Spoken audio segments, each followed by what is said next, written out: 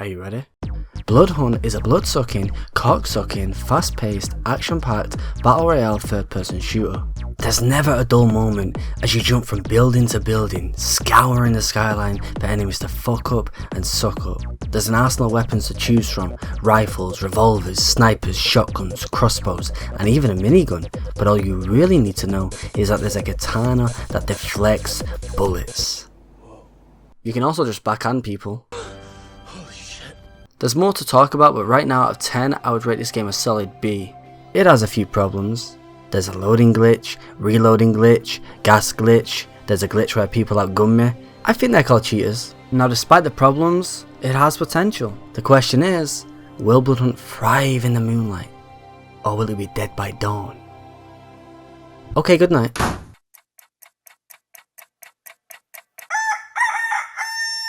So how's the game doing now? Hello? So what happened to Bloodhunt? This game was supposed to shine in the sunlight like Edward in Twilight, not slowly disintegrating it like that chick in Blade 2. Just 1 year after release, Sharkmob announced they're ending development for Bloodhunt. Some might call it the final nail in the coffin. Don't boo, it's not nailed on. The game isn't a ghost yet. The servers are staying up as there's still an active player base, but it's fair to say, this game's future's in grave danger. Excuse my dead jokes, I'm still in the Halloween spirit, but why is Bloodhunt barely surviving and not thriving? The game's received updates, glitches have been fixed, queue times reduced, cheaters banned. Although I played over 100 hours and I don't think I've come across more than a handful of cheaters. But those Steam reviews with 2 hours on record will have you believing the game is full of them. Maybe they have a point now. With the player count in the hundreds, maybe all that's left is the cheaters. And those guys with TTV in their username. You know, the guys that are the KD in the title of the stream, hand cam on screen, and behind the masquerade they have one viewer? Listen mate, you don't have to prove anything. Nightbot isn't real. I'm just joking, of course Nightbot is real. It's more alive than those Twitch channels at least. She's well an annoying guy. Hey, I'll continue to be annoying. I don't know what's more rare, a TTV player that's live or a person that bought an NFT and didn't get scammed. Maybe Bloodhunt's problem is it's just another average battle royale with a twist to add to the long list. But I disagree. It has vampires, who doesn't love vampires? And in Bloodhunt there's a selection to choose from. Before every game you choose an archetype, with each of them having their own unique abilities to complement every playstyle. And by every playstyle, I mean the two. You're either passive or aggressive. You either get stuck in or stuck on. Oh! You got shot on. And the movement is snappy. You can leap up and over buildings, slide down rooftops, bounce between walls, and if you aim down the sight while in the air, you'll briefly hover, giving yourself an opportunity to take a clean shot. Oh, 160 the bitch. The audio is clear. You can hear players climbing up buildings, running across the tiled rooftops. The katana goes the sniper goes the machine gun goes Do you think I could be a Foley artist or a voice actor? I don't think I'm quite there yet. I'm working on my animal sounds too, but I'm no Frank Welker. Great. Yeah, that was good. I'm not bad at human sounds though. Like if you press F near a civilian, you'll go... Alright, I'll stop. But listen to this. The soundtrack is cool. It's cautious and cagey, amplifying the atmosphere and heightening the tension. I wouldn't know much about it though, because I'm usually...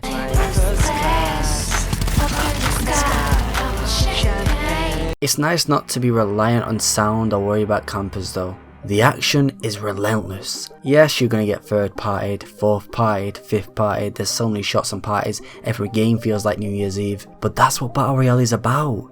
Jumping into the shit show and hoping you come out alive. And in solos you start with an extra life, so if you die, you get to respawn. And die again. The early game tasks aren't a chore though. You don't have to wait for a bus, you don't have to spend 10 minutes running and looting, you pick a spot, spawn, and fight. High tier loot locations rotate every game, although loot can be found just about anywhere. On rooftops and sidewalks, down alleyways, in tombs and roadworks, but you can also find specific items in set stores and vans. If you want guns, find a tailor store or an orange delivery van. If you want health, find a pharmacy or an ambulance. Ammo and armor can be found in police vans, and melee weapons can be found in antique stores. Of course, stores contain more items than are marked on the map, however, entering them for the first time will trigger an alarm, notifying nearby players, whereas vans contain less, but are inconspicuous. It's a simple but logical loot design, allowing you to easily find exactly what you need. You can also use the heightened sensibility to find what you need, activating it with scan-like sonar, almost bat-like, turning your vision monochromatic while highlighting mortals, loot, items and even enemy actions. It's a passive ability but becomes such an impactful, instinctive part of your gameplay as the environment is muted while all the important items are brought to the forefront of your attention, allowing you to glance around while you pinpoint what it is you need, whether it's a mortal with a certain blood resonance type to upgrade your archetype's abilities, a loot location that gives off fiery flares as if the weapons themselves are giving off a scent, or the actions of enemies that will create these ripples so you have a gist of their position, and when they're in your sight will be highlighted, broadcasted bright bloody red, doubtlessly displaying themselves as dinner.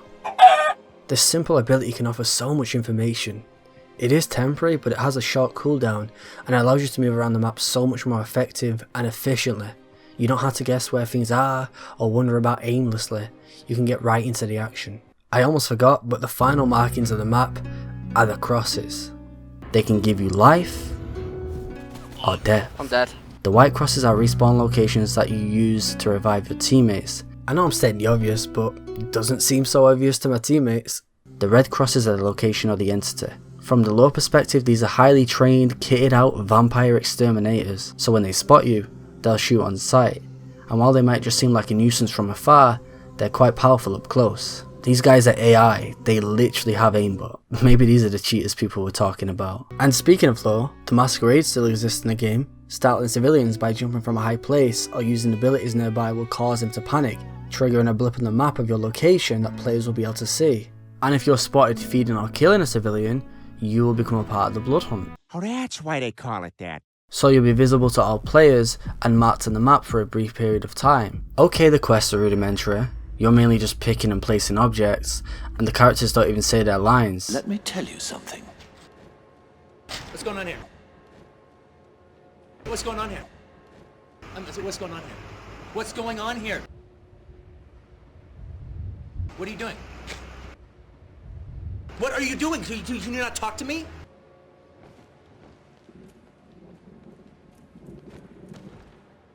But I was never expecting dialogue like Bloodlines. Damn, me! Don't be sneaking up on a brother with your crackhead skin disease test tube baby looking ass!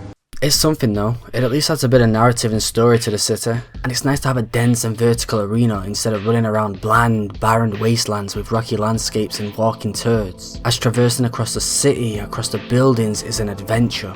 Because in Bloodhunt you can analyse at the art gallery, hop in the harbour, beg at the burning church, raid the Rundolphinium, grovel at the graveyard, slice them up at the slaughterhouse, survey from the skybar, dance in the Vine Disco, or simply stroll the streets of Prague.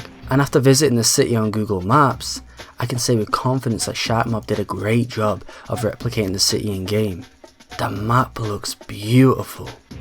That's if you can play the game on the higher settings. But I'm playing on the lowest settings capped at 30 FPS to have the most stable experience.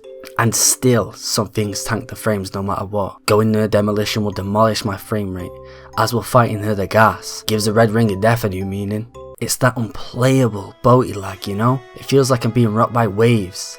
I'm aiming like a drunken sailor. I'm staggering about like I've had 10 cups of the grog and Sea of Thieves, while facing a smooth sailing TTV player with his high frame rate and RTX tinted glasses. Low settings is not too bad though. It's slightly rocky. Medium quality, strong wins. Now put that graphic quality up a notch and now if I stand still, it's like I'm in the eye of the storm. But look at the quality difference, oof. It's night and day. Well, that's probably the wrong phrase to use. There's night, and then there's an atmospheric, moody, spooky, I might die tonight night. Things start looking really real when you turn on anti-aliasing. It's so much more immersive. You notice the reflections in the rain, the steam seeping out of the manholes, the neon signs on the streets pop out, burning church is so smoky I feel like I'm gonna suffocate, and Divine Disco actually looks divine. But take one leap forward and... Now despite my long-winded analogy, the graphics and frame rate aren't make or break for me. I would still rather play this struggling to get 30 FPS than any other battle royale. Then again, maybe that's because I'm more of a rainy, dystopian, 30 FPS Night City kind of person. And although it's becoming quite a common feature in video games, I do understand that for most people playing a game like a slideshow is probably a deal breaker. It shocks me because I don't feel my specs are that bad. I've got a 3GB 1060 GPU, a 1st gen Ryzen 7 CPU, and to me that still sounds pretty high end. But then I remember, I'm kind of stuck in the past. My head is still in like 2016. I'm still excited over the announcement of Red Dead Redemption 2. I mean, I played the first chapter, but man, I had to put that game down because it's ahead of my time. I'm playing the games in my library in chronological order, and I'm stuck in 2004, partly because instead of completing games I keep playing Counter-Strike. Terrorists win.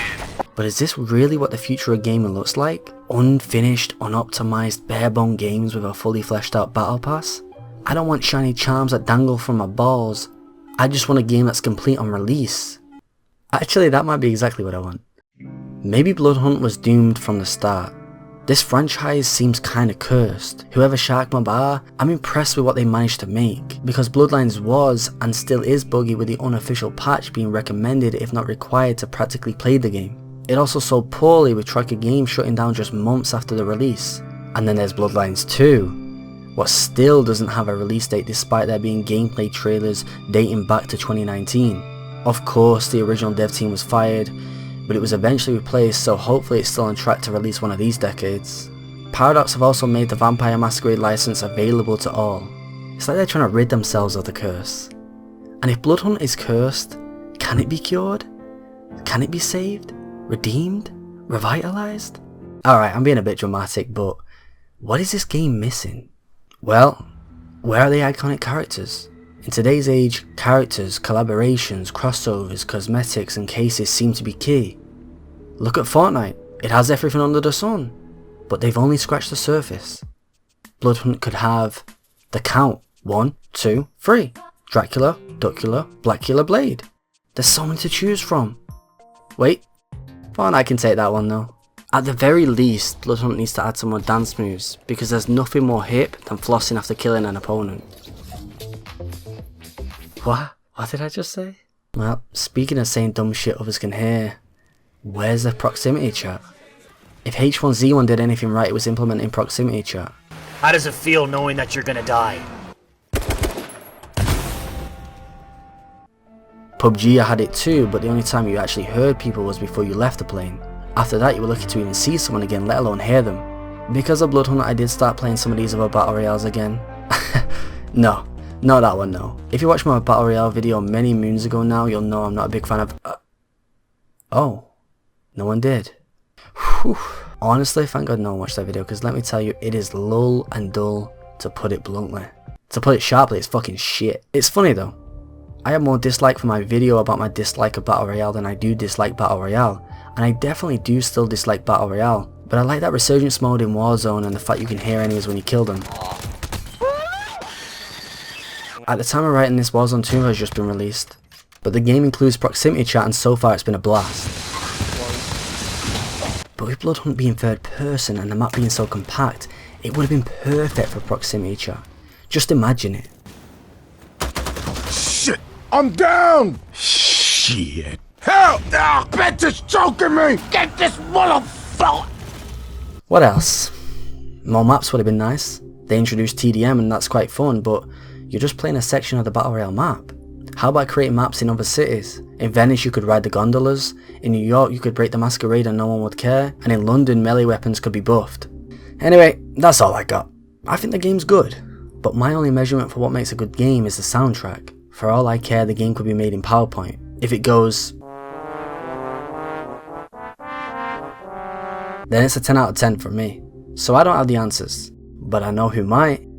Let's head over to the Steam community forums. Try some advertising. Make an epic trailer and advertise it using YouTube and other platforms. Not a bad idea. Only problem is they already I made mean, just look at the size of this community. It's horrible. I know almost every player in game. Shark Mob, wake up. This game is dying fast. This game is dead! Which one is it? Well, I finally uninstalled. Took me long, I admit. It's over. It's over? Did this guy just break up with a video game? I'm uninstalling. I tried to give the game the benefit of the doubt. I really tried. I played through all of it. The reload bug, the not being able to pick up ammo glitch, the red gas glitch, the hackers, the lack of a viable MMR. It's just too much. I log onto my computer to enjoy the game.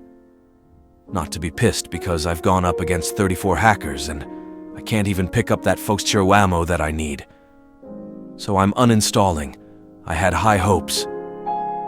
But turns out the company is just like every other. Goodbye. Shit. These guys are really heartbroken. Let me play a match. Oh, I don't care which server I play in. I don't care how much ping I get. PLS just let me in a match so I can finish my battle pass and seasonal quest. Well, sir, have I got some good news for you. The world is vast, is vibrant, vivacious, voluptuous, volcanic. The people varied and valiant, some vaginal, some virginal, all virtual. Stay vigilant, secure your vulnerabilities, simply vanish. Use a VPN, and thanks to today's sponsor, nah, I'm just joking, I can't afford to sell out. I've got more fingers than subscribers, but that would have been a good transition, right? Right? Cheaters are just good players. I think you might be a Help! What am I doing wrong? I'm aiming at the person shooting, hitting them, but it's like they turn and boom. I'm dead. I am using the same gun they're using. These guys don't know if someone outguns you, there's a 50% chance they're hacking. Remember that Let's Talk About Tencent post I made? Yeah, it got deleted. Damn, I wonder why that happened. Huh. Do you think China would let you smack talk them on their Steam page? I didn't see any post. Oh, wow. I didn't know Tencent could afford this. Did I out of the blue become bad at the game? Well, I'm playing since day one, and I get the feeling that I became worst at the game, or everybody suddenly become better.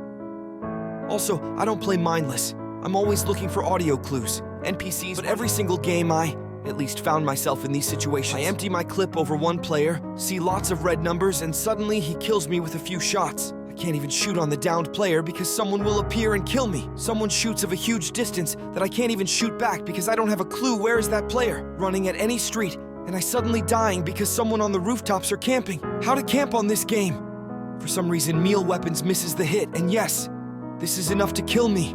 Playing as Siren, I managed to survive while flashing, blind my enemy, start shooting him. Still managed to die. I don't know if I'm running into a hacker's nest or it's a get good situation, but I cannot feel the same fun I used to. We're boobs. Why do all female characters have very small breasts? Please make at least one character with big boobs, then all the costumes will look better. Correct anatomy. Some of the vampires don't look physically correct, and this is apparent on the female Muse and Siren. The other classes look better, and it is less noticeable. Yeah, it does seem a little bit low to me as well. The breasts, I mean. What happened to the character models? I went on a bit of hiatus, but now that I came back, the models look worse. Weird. The faces look worse. Boobs look nerfed. Why did they change already good-looking things? I gotta be honest. These guys make some good points. And have you seen them in Bloodlines? Those knockers will really knock you. Now I like all the chests, but they all look like bland, generic GTA NPC characters. That better be a mistake, bitch! Even the Nosferatu alien freaks, they're pale and malnourished. I know they're supposed to be these nasty, hideous, sun-deprived creatures, but I don't want to feel like I'm looking in the mirror. Give them a bit of shape and meat at least. I'm thinking Sexy Roger. Ass. Okay, it's time to leave. Who even writes this stuff? Nah, no, you know what? I'm gonna write my own post. Battle Royale is obviously still the craze. Apex Legends or PUBG are still in the top 5 of the most played Steam games. Maybe if Bloodhunt was published by EA or Activision, it would have received more attention. It's always sad to see these games not get the success they deserve, and then you see COD Copy and Paste Warfare 2 come out and break records once again. Meanwhile, the same players ask, where are the good games? Is gaming dying? Have you tried using the internet? There's so many, like Faster Than Light, an anime war modern campaign that costs less than a COD skin. People talk about how good the past was, yet no one actually wants to go back. Anyway, what was my point? What game was I talking about again? Hyperscape has all the credentials of being a top battle. Wait, no, that game shut down. Potentially the next big battle royale. Oh, Danger Zone is Valve's spin on... Wait, no, that's gone too. Spellbreak is a mythical take on... No, that's not it either. It has wall climbing, third person, set in a city. Ah, yes. So although Rumble Versus is a lot of fun, it's also been shut down. I think I'm just going to go play some Pac-Man 99. Okay, I can't think of any more dead battle royale games to add to this dead joke, and I thought that by the time I got around to finishing this video, the Bloodhunt servers would be offline, and I'd be able to say, another one bites the dust. But this game is still somehow surviving in vampire style, so I'm just going to very slowly or very quickly fade away.